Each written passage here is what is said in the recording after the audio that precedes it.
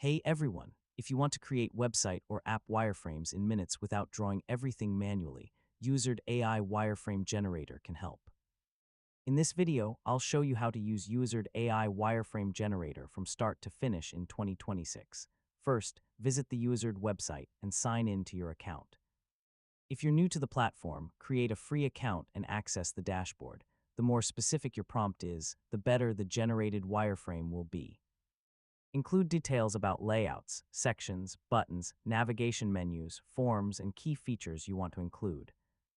After entering your prompt, click Generate and allow Uizard AI to create the wireframe automatically. Within a few moments, the platform will generate screens and layout structures based on your description. Once the wireframe is ready, review the generated screens carefully. You'll typically see placeholders for images, buttons, text blocks, navigation elements, and other interface components.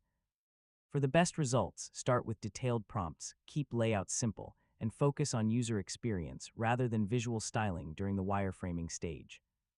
And that's how to use Uizard AI Wireframe Generator in 2026. It's a fast and efficient way to turn ideas into structured wireframes without spending hours designing from scratch.